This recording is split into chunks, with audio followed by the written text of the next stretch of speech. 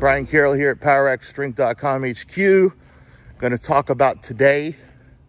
We're going to talk about the reverse hyper and some of the myths with that people perpetuate when they don't really know what they're talking about.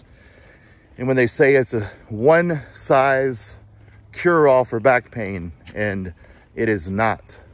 I've experienced it. Dozens of my clients have experienced it.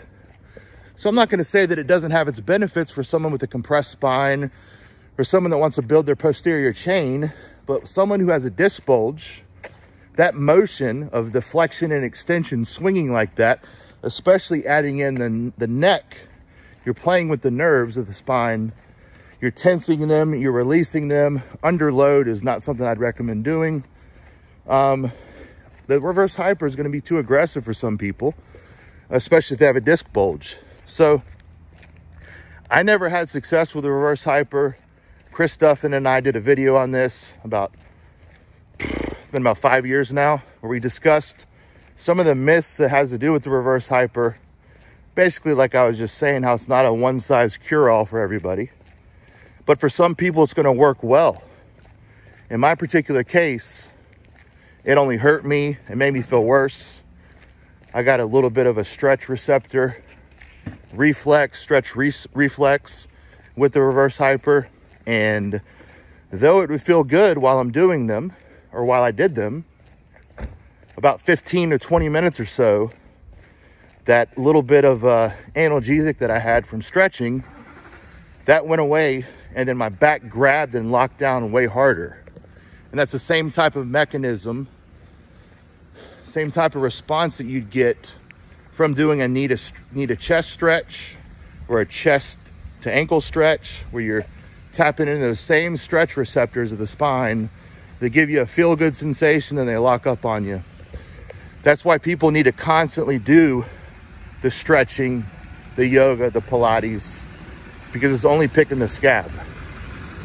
So the reverse hyper only hurt me, and it took me a long time to figure that out. And by the time I got with Dr. McGill in 2013, probably 8 years off and on of playing with the reverse hyper, having some success with it, just getting stronger, but no success with it, trying to get out of back pain with my destroyed spine. I shelved it, and then once I got it out of there and stopped trying to do it all the time, because everyone says you're supposed to do a bunch of reverse hypers. Once I eliminated the sit-ups, the weighted sit-ups, the crunches, the reverse hypers, my back started to feel a lot better. So use with caution. Not everyone should just be doing a reverse hyper. Just like any exercise, there's not really any bad exercises. There's just bad execution and implementation of those exercises. But when someone says this is a cure-all for back pain, and this is going to fix your back pain without removing the causes, if it's some kind of exercise that's going to make your back magically fixed, they're lying to you and they're a charlatan. So beware. Beating back pain is going to... Scary dog.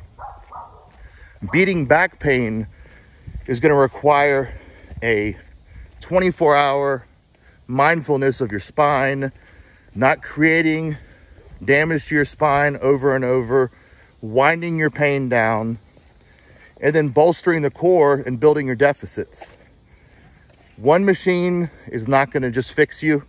You need a lot more in your program than that. We talk about these things in Back Mechanic and Gift of Injury.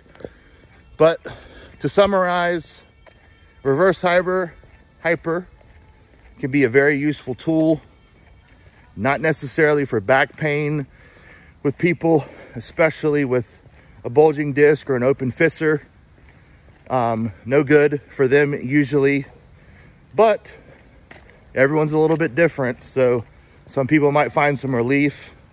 If it works for you, then great. But if you remain in pain during this time, and you still have reverse hypers in your program, and you've cleaned up your spinal hygiene, you've worked on bolstering your core, you're doing walking and such, if your back pain is still there and you're doing reverse hypers, remove those for a little while. Remove them for a week or two and see if you get better.